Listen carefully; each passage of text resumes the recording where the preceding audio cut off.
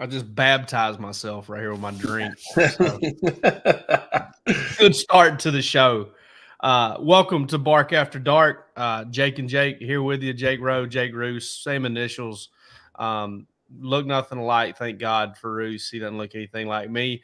But listen, we got. Man, I'm starstruck a little bit tonight. We got Brandon Adams on, and I don't get to hang out with Brandon Adams in the state of Georgia very often. It's usually in California or Missouri or Kentucky or somewhere else. So I'm really excited to shoot the bull with Brandon Adams. How well do you know Brandon, Jake?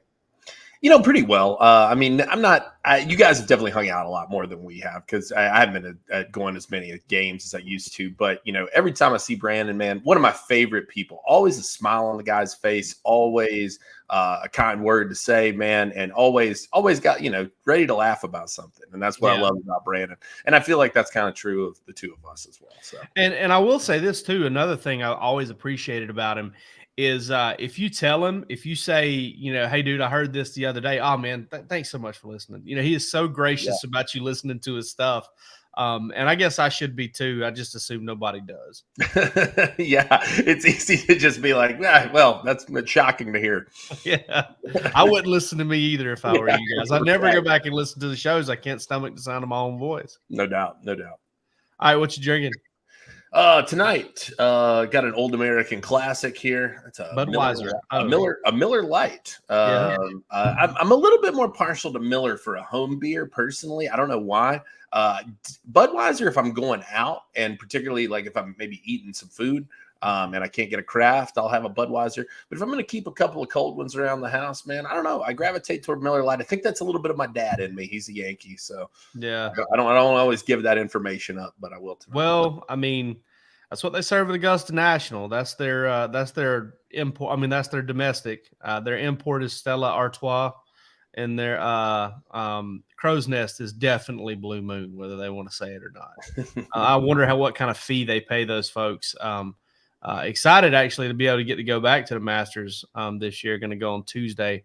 Dude, a couple weeks. They're not paying a fee for that. They're letting those people come hang out, and they're selling a shitload of their beer, and that's the fee. Yeah, but I wonder. I mean, if you're Miller Lite, if you're Miller Lite, you've got to be like, hey, man, we're going to need some money if you're going to put your own name on this. No, if you're Miller Lite, you got to be like, hey, why don't you give us a couple sweet deals on some passes to this thing, and let's hook everybody up and go. 2 passes. And Augusta National's like 2 passes. Get 2 passes and a polo shirt. Yeah. Get out of here. Oh, man. I get to go on Tuesday, 2 weeks from tomorrow. I'm excited. I hate you. Yeah, well, you got to go before I ever did. Well, that's true.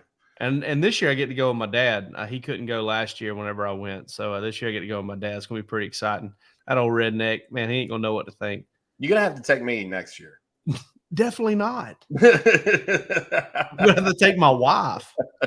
She's not going to appreciate it as much as me. Well, we're going to eat. I'm going to take my wife and we're going to eat an egg salad sandwich from opposite sides like Lady and the Tramp. I like that. That's my thinking. Thinking. I like that. Yeah, I am. I'm drinking same old. A little ranch water, a little tequila lime soda. It's just kind of my go-to, man. It's so refreshing. Man. I know. I want to, but every time Monday comes around so fast, and I'm like, I need to get this, I need to get that, and I've got a couple bourbons in there, and I'm just kind of like, man, I don't know. Bourbon makes me thirsty, and I don't really need to be getting thirsty on Monday nights. Like maybe we can do a special episode of Bark After Dark on like a Friday night at some point. Nobody will watch as you end up seeing like the bean on my hat into the camera. We're going to get deleted. We're going to have to delete that episode promptly. I don't listen. There's a lot of nights I work. I used to work Friday night, high school football. I check a lot of that out now online. I don't work a lot of Friday nights anymore, man. Man, Friday nights are rough. And what's not rough is Brandon Adams is with us. Just saw his name pop up in the queue, and we need this man here. What's up, BA? Can you guys hear me okay? Yeah, always. Listen, there's a lot of things we can say about you. The fact that I can't hear the sound of BA's voice is not one of them. You project, my man. Well, here's the thing to understand. I don't actually do a ton of shows from home, so I don't have like the world's greatest like home setup. I can tell Jake's got like the super nice microphone. Like I don't really have a home setup. Yeah, look at you. You're competing with me in my microwave Yeah. right behind me. So I at think least you have Bruce's some microwave is going to have a Twitter account soon. You got some tasteful decor at least back there, man. Well, I don't know about that. I don't know that I'm responsible for that. I believe my wife will take all the credit for that. I'm just lucky she lets me live here and sit in here and do this, by the way. Well, I mean, I'm sure it's been a long day for you. I know you're an early riser and DawgNation Daily. What time do you guys go from every day now? Like it's tough to catch your show for me. I will sometimes when it's up on my YouTube page. Caught it last week. Thank you. What time do you guys go now? So we start live at 9:45 on our homepage. So it's like everybody else. We have like 8,000 different platforms that we do the show on. And honestly, I have no idea how it is that we get to all those platforms. I still don't understand like the process of being there. But on DawgNation.com, we start at 9:45. We start everywhere else at 10 a.m. And I'm sure y'all shows the same way. It's like 99% of the people don't really watch it live. They watch it after the fact. Yeah. Nonetheless, we've been doing it at 10 a.m. You guys like to do your thing at night, which is obviously a great time to be doing it. We've just kind of kept with the tradition of doing it in the morning, and I am a little bit of an early riser, just kind of getting ready for all of that. But it's actually kind of fun to be doing something at night here for a change. I sort of feel like it's a different vibe. Yeah, I think so too. And listen, whenever I was at Dogs 24/7, we used to do our live show and podcast recording in the morning. And I love getting it out of the way, like, because but I don't know. I've kind of gotten to this, and I know you don't look at it this way because that's kind of the centerpiece of what you do. Yeah. But, doing it later, like you said, I've kind of gotten used to that vibe, and there's so much that goes on during the day that there's to talk to and to reference back to. So it's kind of fun doing it in the evening.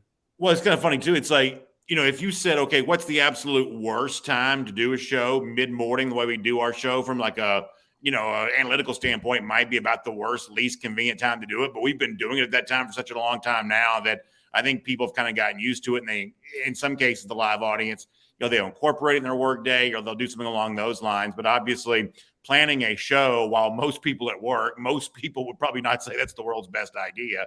But we've just been kind of doing it that way for a while. And I guess people at this point have kind of gotten used to it. I man, a great consistency you are, BA. That's what we can say about you. Hey, listen, it's not DawgNation Daily unless you do it every day. Now, I want to ask you because, I don't know that I know this. I think we may have talked about this before, but we ask everybody who comes on here, give us your backstory a little bit, man. Tell us where you're from. Give us the origin story of Brandon Adams. How do you become this monolith of Georgia coverage that you are now? Well, I don't know about that, but so I grew up in Hall County. I went to Johnson High School and lived in Georgia my whole life. I don't live in Hall County anymore. I live more like sort of Alpharetta-ish, 400-ish area now, but grew up in Hall County, lived there for a long time. And, when I was younger, I didn't really know what I wanted to do. I mean, I'm obviously a big Georgia fan, but I did not graduate from Georgia. I didn't go to UGA. I almost did, but ended up making a little bit different decision there at the end. But I was just like a lot of people in their 18, 19, 20-year-old. I just kind of lost. I didn't really know what I wanted to do in life.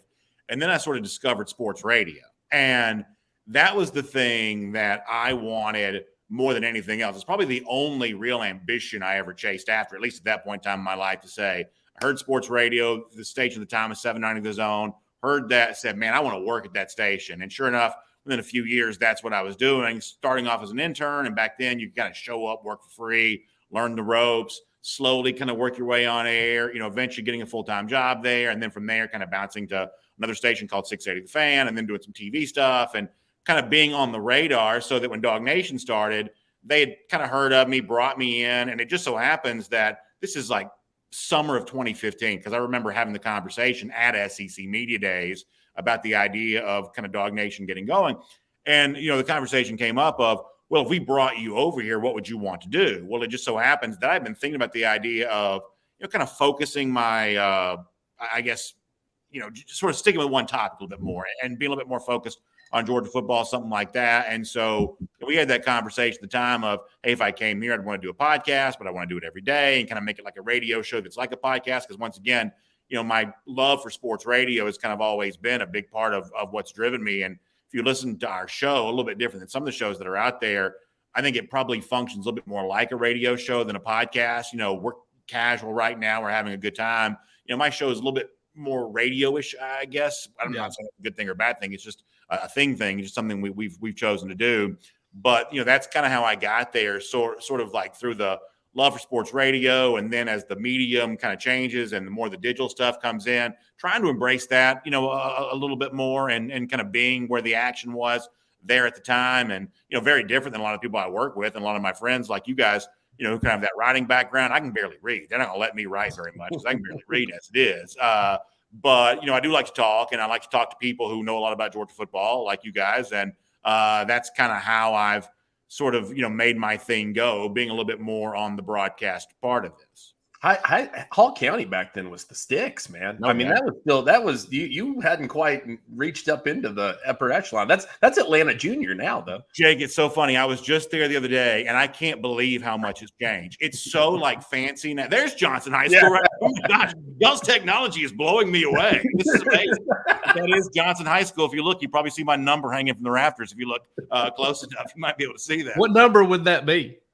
I was 34 in basketball, and it is not hanging from the rafters. I promise you that. It may be left over in a trash can somewhere, but it's not hanging from the rafters. But the point is, I was just in Gainesville the other day. I can't believe how fancy it's gotten. Like the downtown square, which when I was there was kind of only famous for like an old Joe statue right in the middle, has got all these really bougie restaurants and things like that. Now, I mean, You're right, it's Atlanta Junior. It's basically just the same, sort of hipster vibe that you get in Atlanta, you get in Gainesville now. That is unrecognizable to the version of Hall County I grew up in. I can promise you that. And anybody who was in Hall County sort of mid-90s knows what I'm talking about. Well, in Johnson High School, as best I remember, because we played them in high school, they were a little bit of the redheaded stepchild of the Hall County school system. For sure. I mean, I still don't think we've had a 4-star athlete ever come through Johnson. I know there's not one coming now. Mike Wilson, Moon Pie Wilson went to Johnson. We were okay in basketball. We won the region in basketball my junior year.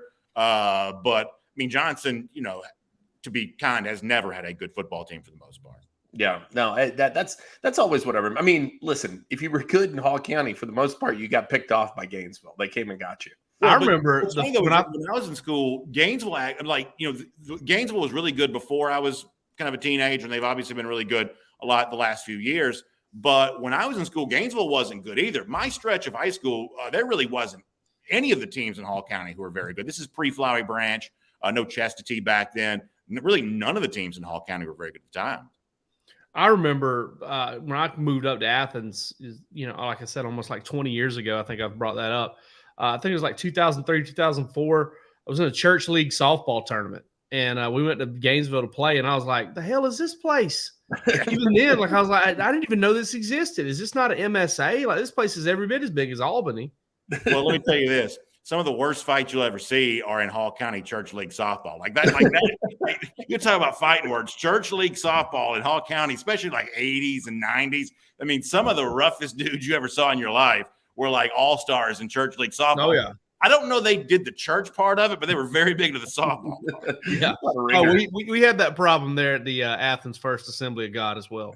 We had to set a rule up. You got to come one Sunday a month. That's kind of how it was. And that's kind of how it worked out. But the only thing I knew about Gainesville, to be honest with you, before that was Georgia History Quiz Ball. It's where Brunel College was. Yeah. And it's where it was the poultry capital of the United States, or maybe even the world. Well, that's the thing is the other day, one of our colleagues had written a story about Dan Jackson, and in the story he put self-proclaimed or something along the lines of self-proclaimed poultry capital of the world. And I had to call, foul on this. And hold on, this isn't this is real. This is a real thing. There's a huge statue of a chicken right in the middle of the town. We're not just making this up. This really is the poultry capital of the world. We get pretty sensitive about that.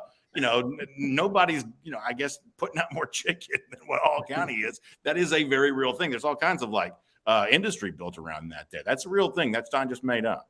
Apropos to nothing, I remember watching Atlanta traffic reports back years ago, and they would hit Marietta, and they would always show the big chicken as a landmark, as a form of reference in the traffic report, as they were showing you where not to drive in the morning. Like I said, apropos to nothing. But, well, it's one of those things so this is amazing. I'm blown away by this. That is the statue of the chicken. I'm doing all of this with no hands, by the way. That is amazing. That's the statue. I had it prepared ahead of time.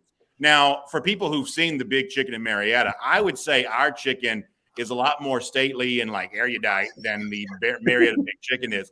Honestly, growing up far away from Cobb County, when you actually see the big chicken for the first time, I think it's a little bit of a disappointment. I don't think that disappoints them. Now, this is not a very good art to scale here. The chicken right there looks bigger than it actually is, but that's a very serious chicken. That's like bronze or something. That's very, very serious. Whereas like the big chicken in Marietta, I feel like that's a disappointment. Yeah, that may be the second best comment I've ever heard about a chicken. The first one was when they called him a nervous bird. Jim Harbaugh called him a nervous bird. That's a very serious chicken. That is indeed the case. Oh man. No, BA, like you mentioned, you didn't go to Georgia, but huge Georgia fan. Obviously, followed the team very closely. Yeah. Where was that born out of? How did you fall into it?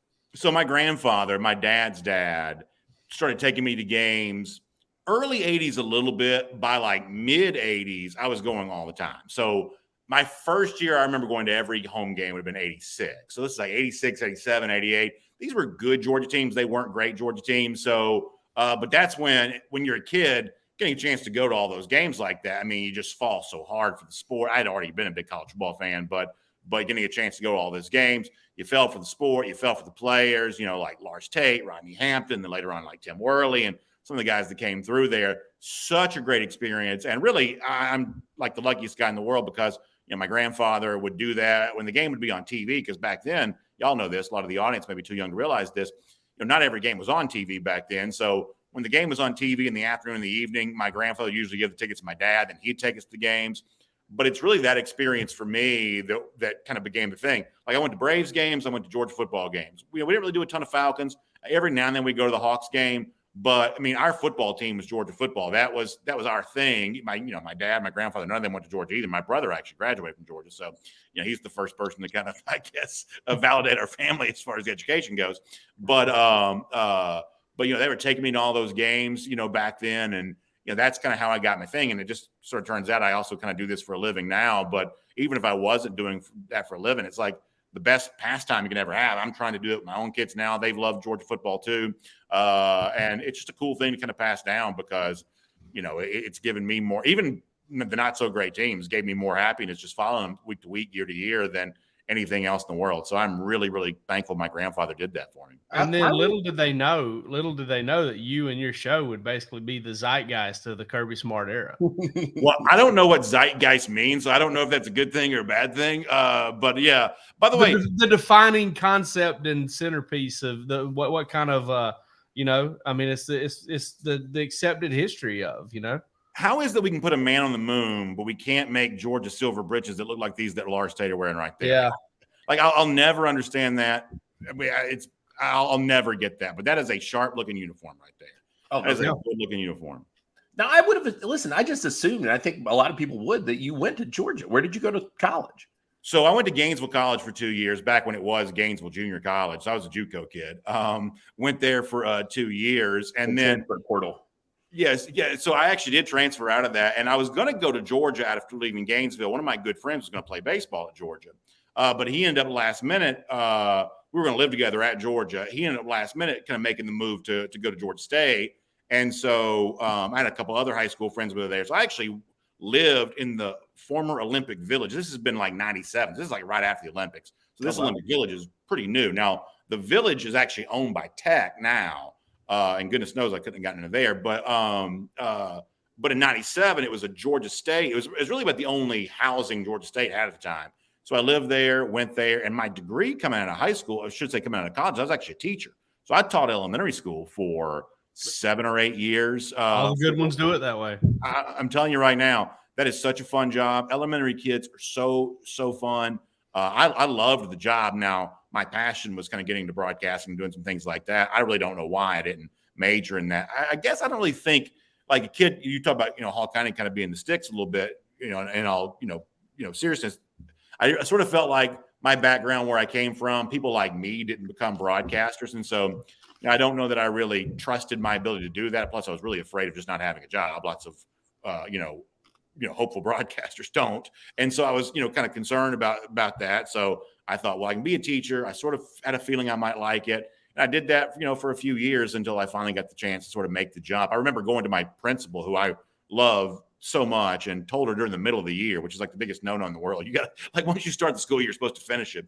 But I told her in the middle of the year I wanted to leave and go take a job at the radio station at the time, 790 The Zone. And man, she blessed that. And she was so happy for me. And I'll always be really, really grateful for that because, and that's kind of sort of started me on the journey that I've obviously been on over these last few years. We got 3 former teachers on the show, and one of them finished out his contract. Yeah. And he probably the one that they least wanted to do it. Oh, no, dude. I was a way worse teacher than anybody has ever lived, especially that last year, man. I actually went to my principal and told him, hey, listen, I got a job doing something else. I really didn't even get into it. And he goes, you don't want to do that. I said, yeah, I do. I promise you I do. And he goes, well, I'm going to have to report you to the Professional Standards Commission. I said, oh, really? I'm going to have to take this other job.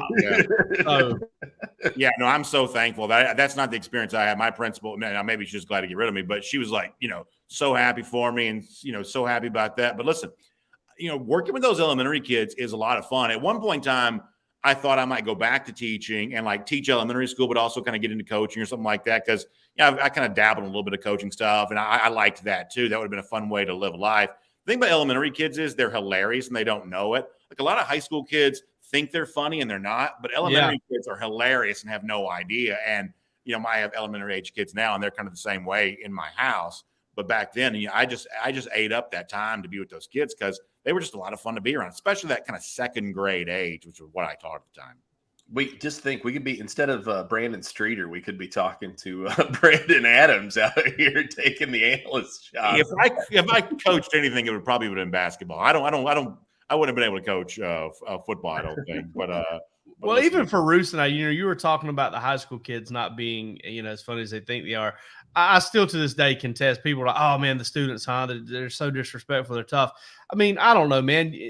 You have expectations for the ones that aren't great students and are behavior problems. I love the students. I just couldn't take the people who took it serious in a way that was impossible to get down with. These kind of some older school teachers that wouldn't really adapt and I don't know, that put a lot on you, and then you end up with a lot of burnout and ultimately just dealing with the adults you had to deal with every day. You just dreaded going to work every day. Well, I'll be serious for 2 seconds. So like to me, whether you're coaching, whether you're teaching, whether you're a parent, like if you make the kid, whether it's an elementary kid or a high school kid, whatever, if you make him or her feel successful at the beginning of something, they're going to be with you the rest of the way. But if you sort of start off the relationship making them feel like a loser, making them feel like they're not, they don't have their act together, then they kind of view you as an adversary. That was always my strategy. I always got along with my kids, and even like high school kids that I've worked with over the years, I've always got along with them there too, because you sort of find a way to make them feel successful at the very beginning of something, and they'll pretty much do whatever you want after that. That's my one parenting / coaching / teaching tip for the night. Yeah, I mean, but you loved it, right? I mean, I miss it. I do to some degree. Like, there's always these moments, I'll get frustrated and I'm like, well, shit, I could just go teach again. And I mean, obviously I come back down off of that very, very quickly. Sure. But there's something to it, man. I mean, it's all about relationships, I think, at the end of the day, like you said. Teaching is a little bit like sports, even if you're not a coach. Teaching is a little bit like sports in the fact that our life as college football people, recruiting people, is very bound by the calendar. We're kind of in that recruiting time of the year, heading towards official visits in June, things like that. And you're kind of halfway between now and early signing period. The relationship between sports and the calendar is very, very tight. Teaching's a little bit the same way. You kind of roll that cycle from August, and then you kind of head towards Christmas, then you kind of reboot again in January. So if you're comfortable with kind of a sports calendar, of kind of the way in which you kind of move through a sporting season, and now college football feels like a 12-month type thing, then the teaching calendar sort of works the same way, because, hey, you work really hard until the end of May, and then you sort of reboot and start all over again. There are some similarities between the way the two calendars sort of function. Yeah. Nope, you're muted. Try again. Grow old up. Man. Here we go. Papal over here trying to do a live show. All right, we got to get into those Kirby Smart press conferences where, invariably, back in the old Zoom days, invariably there's going to be somebody muted. Let's call him by name. It was Anthony Dasher. We love him. I've joked. Listen, I've ribbed him about it. He and I were texting about something earlier today about them breaking the Brandon Streeter stuff, and we broke the whatchamacallit stuff. It was, we were just goofing off about that. But listen, it was inevitably going to come up.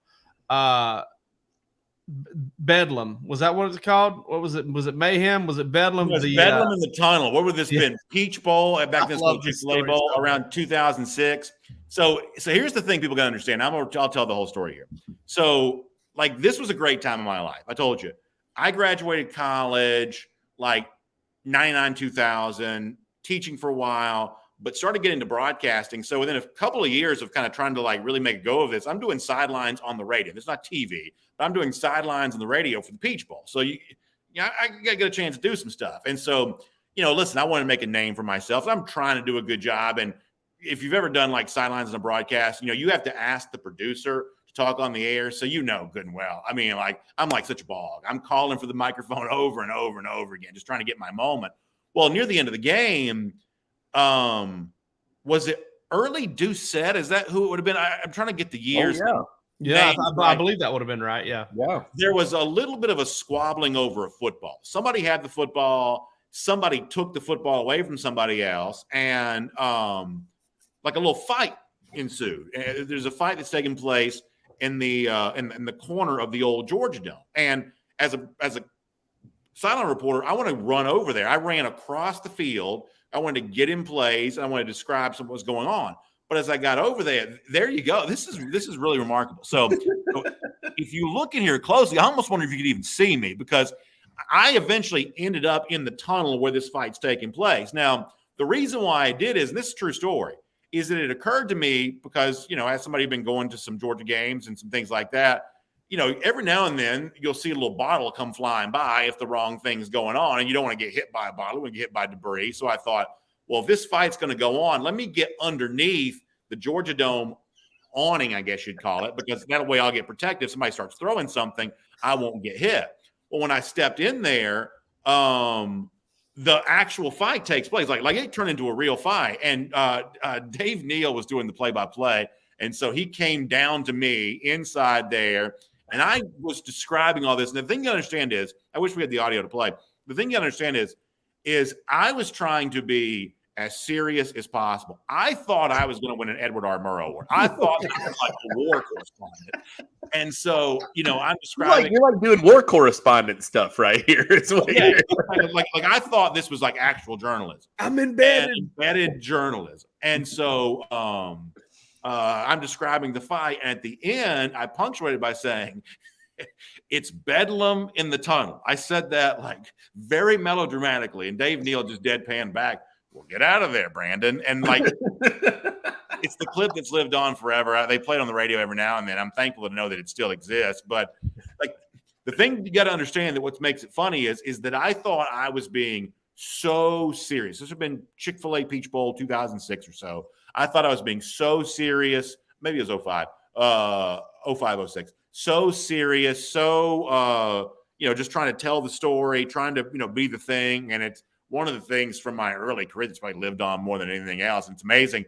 People who kind of know me from back in that day, it'll still come up from time to time, which I guess I'm glad. So the next day I was on the radio. This has been a Friday night. Saturday morning I was on the radio. We were doing a broadcast. I used to do weekend shows back then. And people kept calling in. They wanted to hear it. It was almost like a listener request line. It was like the hot new pop song. People kept wanting to hear it over and over again, because there was no internet back then, no social media. It's not like people could just go click YouTube and replay it over and over again.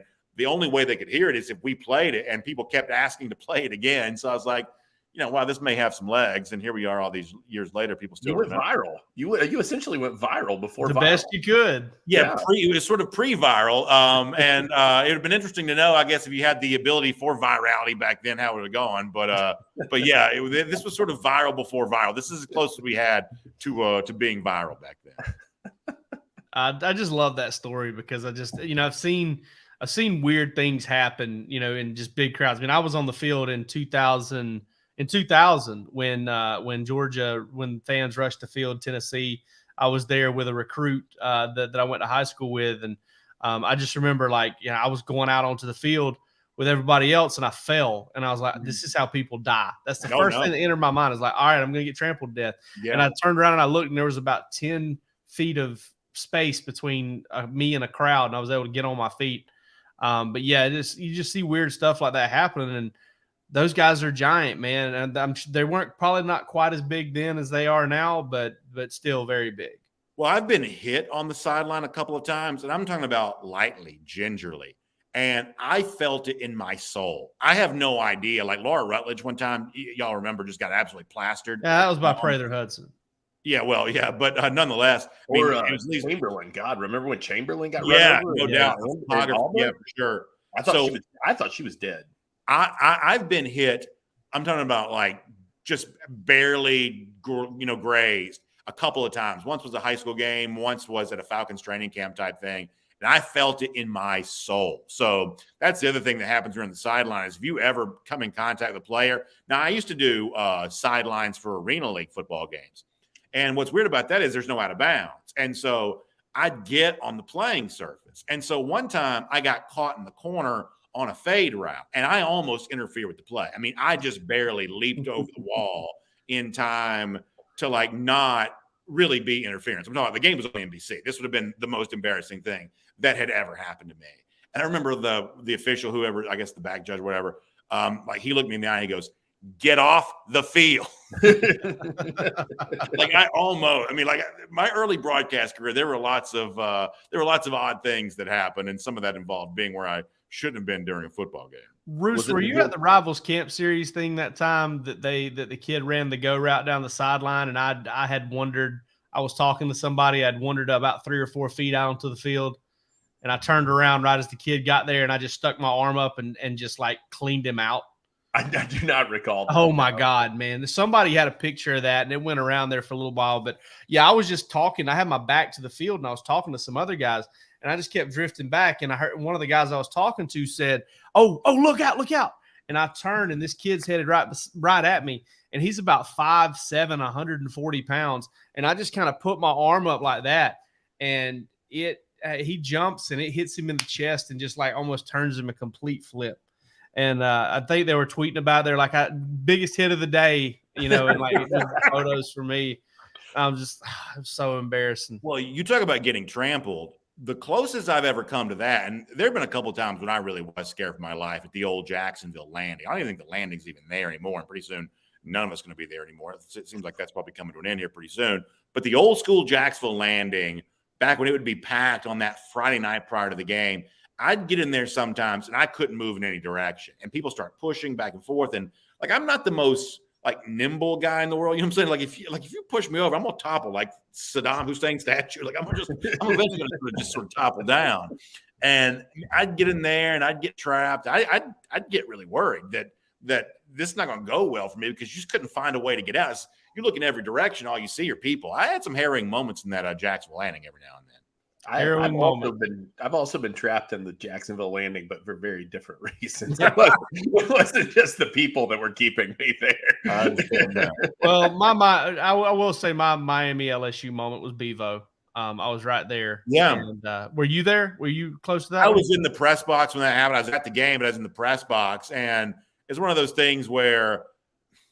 So listen, here's what I believe.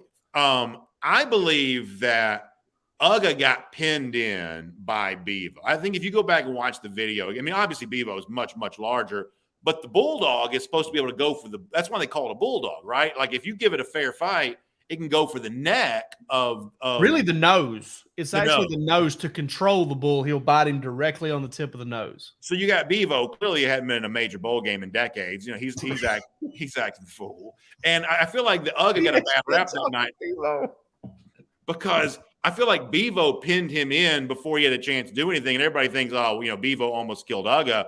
But you put those two animals facing off squarely where they can both see each other. I don't think it goes the same way. I really don't. Well, I'll tell you this.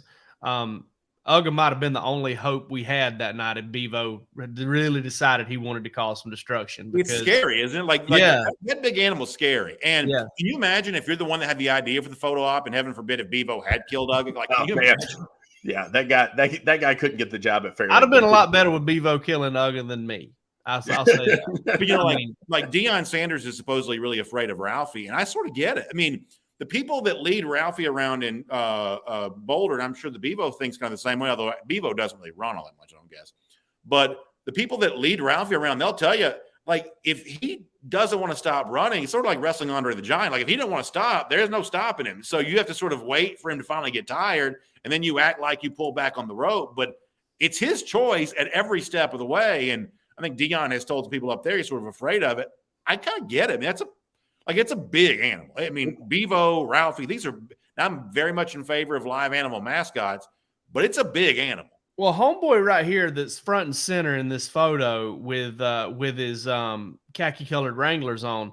Yeah. He's pulling on that left horn of Bevo's like he's doing something, and Bevo plowed right through that. Like everybody's like, oh man, all you gotta do is get him on the tip of that longhorn. You could turn his head. And I'm like, no hell. I mean, if he wanted to be at midfield, Bevo would have been at midfield. Let's be honest, would have been riding him. If you watch a little bit of Yellowstone, I think you understand this. The more you try to dress to look like a cowboy, the less like you are to be a cowboy. Like we got a lot of folks right here who are like really dressing the part, which leads me to believe that they have no idea what they're doing. They're hoping and praying. They're there for the photo op. But if Bevo gets an intention, they have zero idea. It's not like they're going to be, some animal trainer and like sort of talk him down. They have zero idea how to do this. Nobody in this photo is more scared than that guy in the blue photo vest. Though that guy is staring that bull down, and he knows what's about to happen. I don't know, man. I feel like my man Siler right there is also on high alert. He's booking. This guy's staring the animal down. He's like, this guy's trapped by the gaze. Okay, I see who you're talking to. He's kind of blending in. But I will say this: look at what a great dog owner right there, Mr. Siler is. For sure, his eyes are looking at Uga. His eyes are down. He's like, hey, where's my dog? What do you think the insurance policy is on Uga? It's got to be insane. Yeah, that's a good question. Like Lloyd's of London, maybe. Yeah, no, for real. I mean, like the bloodline of that thing has to be unbelievable. Yeah, that's a good question. There you go. That's up a little bit closer, a little bit more. Yeah, we need to blunt the tip of them horns, man. When you saw those horns, like they are, first of all, they're very long. They're very sharp. Like it's pretty dangerous. I thought I was going the way of Lane Frost that night, buddy. No doubt. I mean, it's the only thing related to Texas anyone's been afraid of in quite some time. But but that night, I mean, you'll give Bevo credit. I guess Texas itself. I've never met a man in my life who is so nice and so genuinely kind, who can just give the heart just the most sharpest little needles. I mean, you are so good at that. I missed the Sugar Bowl, by the way. The Sugar Bowl is a playoff game this year, right? I believe so, yes. I like the Sugar Bowl. I know that for a lot of people, like they kind of joke, haha, you had to go to the Sugar Bowl. You didn't make the college football playoff. But we all went there, and by we, I mean all of us. We all went there in 2018, 2019. I loved it. I thought it was super fun. I just hate that press box, man. It's so cold. Yeah. The wind, I mean, the air blows on top. And not only that, I don't know if you guys used to, if you ever played video games back in the day and you get the blimp view to play Madden. Yeah. That's kind of how it is watching the game down there. I can't figure out who's who sometimes. You're so far away. So I'll confess this. I had heard a lot about the Superdome press box being cold. In my mind, I was like, gosh, these media types, they just complain about everything. It's like, go to a game for free. Complain about the temperature. Let me tell you something. I've been everywhere. I've never been colder than it is at the Superdome press box because I guess it's situated underneath all the air conditioning for the entire building. Is that what the issue is? Basically, yeah. It sits under a trunk line if you of like a central air system type deal.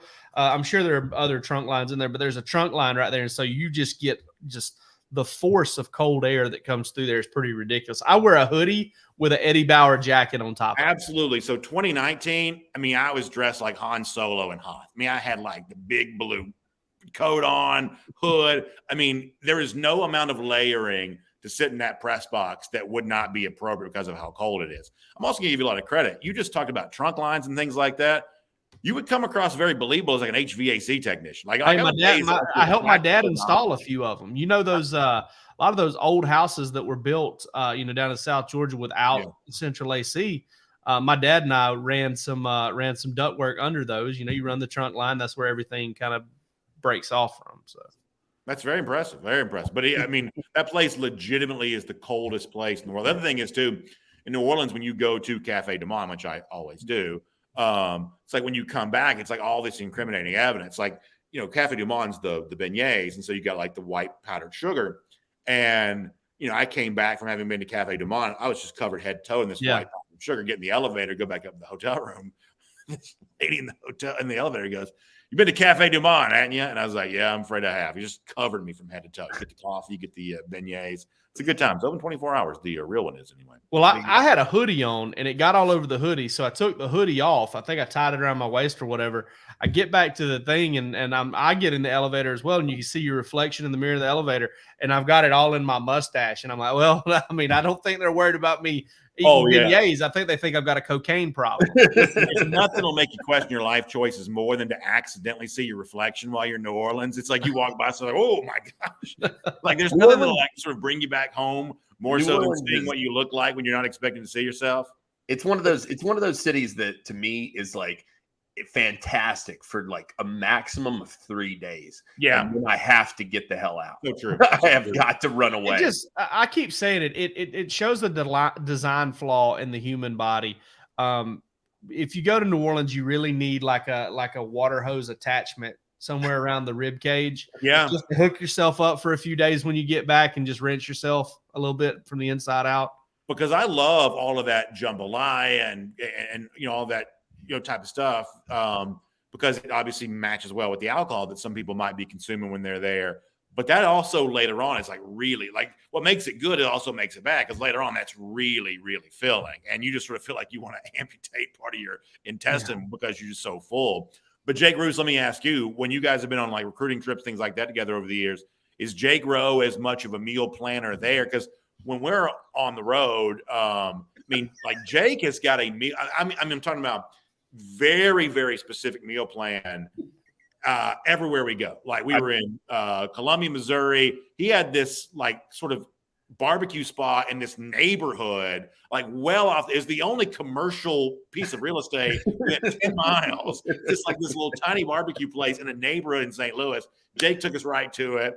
LA, kind of the same way. We're going to different places. Has he always been that way? Because you've known him longer than I have. I'm going to tell you, Jake Rowe and I vibe on that. We do this. We do the same thing. It's like when we met, we kind of hooked up on that same idea. We were like, I remember like in the early goings of it, man, like we would consult the diners, drive-ins, and dives map when we would like travel together, and we would see like where Guy Fieri had been and just go chase his spots around just to see like what all the hype was about, man. Yeah. For sure. But not only that, we would actually watch the video too. We would like, all right, hey, how does this look? Oh, right. Yeah, we'd see his reviews. Yeah. So I've gotten where I just sort of trust Jake on whatever on that. LA, we go to different places and, find a way to make it work. Like, I'm also like the ultimate tourist too. So like we go to Columbia this year. We're all going to the St. Louis Cardinals game. We go to LA for the national championship. We're all like Santa Monica Pier. It's like we could just be posing like a family out there, all these little tourist stops that we go to. Here we are at Busch Stadium. Here we are in Santa Monica Pier. That's kind of the fun of all of this. Well, Connor, we all went, and Connor was obviously with us every step of the way for the Columbia thing, and Connor still brings up the Booch's Burgers in Columbia. I wish that was the real deal. Yeah, I wish I wasn't as bad shape as I was that day from the Cardinals game the night before.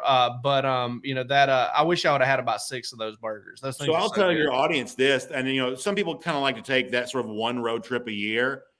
If you can do what we did this past year, where you can time it, where either you get a baseball game in St. Louis or Kansas City, I'm telling you right now, Columbia is worth the trip. Now, it's a long way away. This was the first time I'd ever been. It's obviously a long way away, and really flying is your only option. I'm someone who typically prefers to drive to Georgia games, even some of the farther ones I'd rather drive to. It's hard to drive to Columbia. You pretty much have to fly there. But for that fan who says, hey, what's the big road trip this year? When Columbia circles back around, and with the new schedule, who knows when it does, my advice to Georgia fans is look at that as a destination worth going to, because Columbia, the actual university town, has got a lot of really good restaurants. And, Kansas City and St. Louis in their own right are both, kind of major towns. And they've got Major League Baseball if you're playing early enough in the year. And, we went to that Cardinals game on Friday, got up and worked the next day in Columbia, had some good food while we were there. Other than the 2-hour drive, kind of back and forth between St. Louis and Columbia, to me, that's a road trip worth taking. And I don't hear Georgia fans say that very much, but I believe that's a trip worth taking. What do you think about this, BA? Palmer cost you that ice cream from that red and white awning. Yeah, so we went to Santa Monica Pier, part of the national championship. Good point here. I guess Connor Riley bringing this up. that we were trying to decide, okay, we're going to get a dessert because we'd gone to a restaurant that night for dinner. To be frank, it was probably a little healthier than I would prefer. There wasn't enough, like, I'm from, as we said before, I'm from Gainesville, Georgia. I mean, everything I eat is basically fried. So we go out to this, kind of restaurant in Santa Monica that's a little bit more California oriented. So I need some fills. I needed something that was like about 1,000 calories. And so we're going to go to Santa Monica Pier and we're going to get a milkshake. And so Palmer Tom's one of your great colleagues and a friend of mine. So we're going to go get this milkshake, and he has his sights set on this one place. And Palmer's so confident this is like the place to get. And we walk past this perfectly designed, like red and white kind of candy striped awning. Like this looked like the ice cream store you see in like the 1950s movie. Like if anybody knows how to make ice cream, this place knows how to make it. And Palmer taught me to go in this other place. I still regret that decision. Here, it's like the most all-American thing you can do. You get this perfect piece of like Norman Rockwell Americana. They clearly know how to make the ice cream. And I end up going to some sort of like, fancier place. Is this the place we went to right here? This may have been it. Yes, Palmer is nodding yes behind the scenes. I give it about a B-. I give it about a B-. Whereas I know the other place would have been extraordinary. I got a churro funnel cake with about 18 ounces of ice cream on top of it. Yeah, and I ended up throwing half of it away and regretting what I did eat. So, well, it's kind of funny if you like rewind like 10 years prior. There's no telling like what we have been doing on LA on a whatever night week this was. We've been on like Sunset Boulevard. Yeah, this is the one that I wanted to go to right here. I'm telling you, your staff is amazing. This is the one I think I wanted to go to. This is actually Palmer doing this, by the way. Oh, is that Palmer doing that? Oh, that's amazing. Yeah. A man of many talents. There's no way this wouldn't have been a great milkshake. There's no way that wouldn't have been a great milkshake. No way. It would have been tremendous. But yeah, we did have a blast on the road this year. Even down to Lexington and Lexington's a great town. What's that? Lexington's a great town. Why would you? Oh yeah, but I was just we ended up only hanging out that one night, and it was after the game. We watched Tennessee lose to South Carolina in a brewery that had a seafood restaurant next door to it, and it was delicious, man. It was Smithtown Seafood, whatever that was. Oh, good. Yeah, it was really good. We had a good time on the road this year. So one of the challenges I have is, I do enjoy doing this, but it kind of eats into my road trips a little bit, as I do high school football on Fridays. And so, like when it comes to like Lexington, I'm not getting there. I mean, some of the road trips are kind of tricky, right? It's like if you're going to Lexington, obviously Jacksonville every year, that makes it a little hard to get there. So like the kind of thing where a lot of y'all would do going somewhere on Friday night. Now for the Columbia, Missouri trip, I did not do high school football that night, but I love doing a high school. Yeah, there you go. That's us in Lexington right there. That's the place we went in Lexington. But the night before the game, I'm typically not in the venue prior to that night before because I am with your good friend Rusty Manziel, our good friend Rusty Manziel, typically doing a little high school football. I don't like that guy a whole lot. Nah, I love him to death, man. One of my best friends in the world. For sure. No, so BA, I got to ask you the question that I've asked every single person that we've had on this show to this point, and I'm very intrigued. Tell me about the worst hotel room you've ever stayed in. So when I mentioned I used to work in 7-9 in the zone. When we used to go to SEC Media Days back then, they wouldn't let us stay at what was known as like the Winfrey Hotel. Like the Winfrey Hotel is like the flagship hotel. That's where the event takes place. And only the fancy sports writers got to stay at the Winfrey.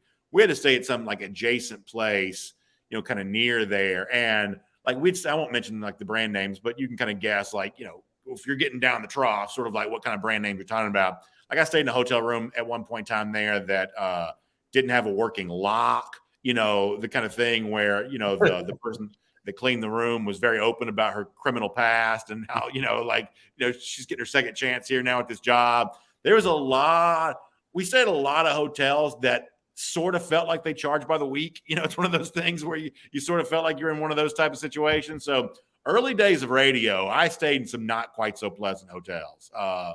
No doubt about that. I've stayed in about every kind of bad hotel you can stay in. Like I said, man, everybody remembers the worst hotel room they've ever been in. For sure. All right, now, before we let you go, Roos has the question he asked. I finally found the question that I'm going to ask everybody. Let's picture for a minute. They find you face down in a ravine and you're dead. Okay, you're a dead man, but you get to come out of your body and you get to arrange your own funeral service. Anybody, they can be alive, they can be dead. Who is performing at Brandon Adams' funeral if he can pick anybody, and what are they performing? That's a good question. So part of me would want to know who's going to perform. I'll do it. I will if you want me to. But honestly, I think it'd be a good one. Like what I would kind of want, like, unfortunately, this person couldn't do it anymore, but I'd want someone like a Don Rickles style roast guy to sort of like, give it. I don't know if Jeff Ross would be the new version of that or whatever, but like I'd want it to be kind of fun. I'd want it to be kind of one of those things, sort of like a made for TV style event. That's what I'd kind of want it to be, I guess, a little bit. So whoever, like the modern version, like a Don Rickles, that's probably about what I'd want. There you go. Yeah. Some of your audience knows who that is. Have you ever seen Casino? He's in there. Kind of famous for busting chops back in the day. It's that style of speaker I'd kind of like to have. Yeah. Okay. I like that. I think that. Yeah, I like that because did it with Roos and asked Roos, and he wanted a musical act. I think I would probably want somebody to sing at my funeral, but that's a pretty good one. That's a good comedy act, a good roast, a good. Because here's the thing: it's like you can have about VA.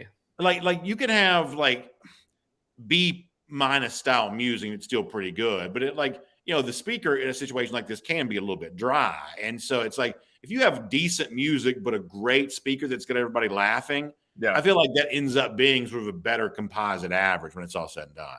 My grandfather, my dad's dad, passed away when I was like 4 years old, and my grandmother remarried a few years later. She married a guy who was a Methodist pastor, and he was probably the best of anybody I've ever seen. I saw him, lay a few souls to rest, at funerals, and including his own father. And his father was Woody. And the first thing he did when he got into the pulpit after Papa Woody had passed away is he said, "Man, the woodpecker would have loved the attention." That's the first thing he said. And I'll never forget it. I laughed so hard because he was right. Papa Woody looked a lot like our man Don Rickles there. And, used to take his, teeth out for people he didn't know. He was just kind of that type of dude. And, you're right. It can get really dry. It can get really boring. But if you want to send them off with a bang, let's do the roast. Yeah, put the FUN back in funeral. Yeah. Dude, I've had a great time tonight, man, and I can't believe how fast this went by. It's been fun to be with you guys. Yeah, man, absolutely. And I remember we were talking about this in LA. Whenever we were at the bar. Paying for booze when we could have been in the media room drinking it for free. Real smart guys we are. Sure. I blame that on Rusty Mansell too, by the way. Oh, sure. But Rusty's got an endless expense account. So Rusty's not looking at a check. He's not worried about that. He's charging the MVP camp. We love that guy, and we love you, man. Thanks for coming on with us. We appreciate it. It's been a lot of fun, guys. I really appreciate it. Thanks a lot. Brandon Adams, exactly what I expected. Oh, man. I don't even think we touched on much Georgia. We just talked sports. Not one thing. Yeah.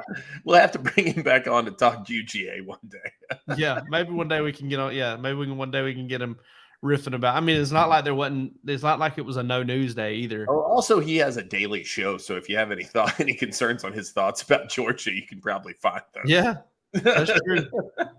That's another thing is we probably should have broached the topic of, man, how do you do it? Like, just how do you do it? And he would probably say something self-deprecating like, "Hey, I got the gift of gab," or whatever it is. But either way, professionalism and want to.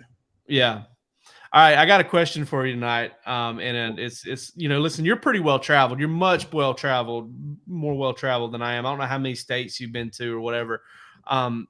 But if you looking at the United States, and this is something that I'm about to turn 40 in August, and one of the things that I've become increasingly obsessed with is travel. And I do want to at least visit 50 states. I don't have this hankering desire to go to anywhere really, international, except for like Australia and Iceland. Those are two places that I really want to go. Interesting. It may be Spain as well. Where are you going in the States that you haven't been? What's the bucket list place if you say, "Hey, I got to see this"? And I mean, I'm not talking about a state. It doesn't have to be that broad. If you're looking at a site to see, what's your bucket list place in the United States? Ooh, man, place I haven't been. That's a good question, man. That I would really like to go. Montana is somewhere that really interests Yeah. me. The landscape of Montana seems kind of overwhelming. I got a little freaked out when I went to Colorado last time because, like, the scale of the mountains, like, where I'm from is the foothills of the Appalachians. And so you're thinking it's mountains. What the hell could be the difference? The scale of the mountains out there is almost overwhelming. Palmer just getting hot he's got a hot hand tonight. He does, dude. Photos, he does. But Montana, to me, the remoteness of it, the kind of the wild aspect of it, I think Montana is somewhere I would really like to see. And particularly, I think I would really like to go to Missoula. I think I'd like to go to where the University of Montana is, just because I love a good college town, and I think that you could kind of get the best of both worlds there. So I'm going to say Missoula, Montana is somewhere that is on the bucket list. For the longest time, I mean, I agree with you. That's probably near the top of my list. One of the things I want to experience before I die, though, is I want to go to one of those towns in Alaska. I was reading a story the other day about the northernmost town in the United States, which is Barrow. the very tip. Huh? Barrow. Yeah, that's it. Right. Yeah. And I want to go to one of those places and experience, like, hey, the sun doesn't go down for like 6 days. Yeah. I just think that would be so trippy to experience that. It's just incredibly cool. I can find no documentation of this, but we talked about one time, I'm sure you've heard of the Cannonball Run. You go East Coast to West Coast. Mm-hmm. We talked about going from how cool it would be to go from the southernmost point of America to the northernmost point of America via car. And I'm not even really sure that's accessible. I don't even know that you could do it. But what is the southernmost point of America? It's somewhere in Key West, man. I mean, it's down. Yeah, it's down in the Keys for sure. I'm almost 100% certain, if I'm not mistaken, about that. Okay, yeah, that would be kind of cool. It'd take forever. Oh, it'd be a miserable trip too. There's not a lot of roads in that part of Alaska. Yeah. All right, I got one for you. Popped into my head while we were talking because I know you're a man who loves some cereal. I want to know, what's the GOAT cereal, man? When Jake Rowe gets to eat one cereal the rest of his life, what's it going to be, man? This is a really hard question. I know. And listen, it's not because there are a bunch of different options. There's two. And there's only two. There's Cinnamon Toast Crunch. GOAT. And there's Reese's Puffs. Oh, dude, come on. That's such an inferior cereal. I don't know. I've got a soft spot for it, man. Wow. I've got a soft spot for the Reese's Puffs. I would have to go with Cinnamon Toast Crunch because the Reese's Puffs don't do shit for the milk. No, sure. But listen, elite milk after Cinnamon Toast. Yeah, if you've got like all right, I ate an early dinner. I ate 5:30 dinner or whatever, and I'm sitting there like 9 o'clock watching the last 4 innings of a Braves game. How did he find that? I don't know, man. Palmer needs to be stopped. What the hell is that? Somebody's got to stop Palmer. He's ridiculous tonight. But no, if I'm sitting there, it's looking, we're getting to the middle of the 5th inning, 9 o'clock.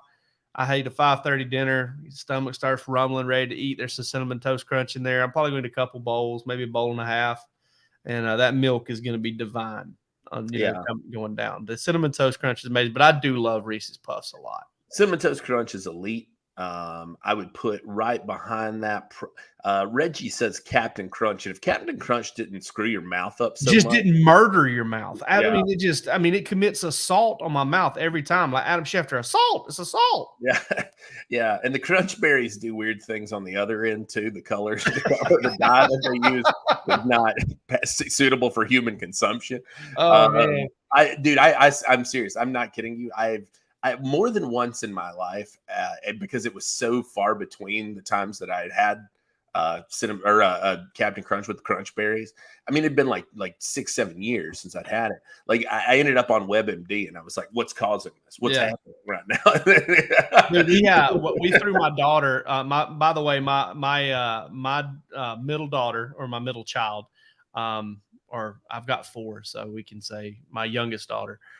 Lanier turned 8 today. Lanier is 8, so happy birthday to her. All right. When we had her, I think it was her 3rd birthday party. It was a penguin birthday, and we had our penguin cake. And, penguins are black.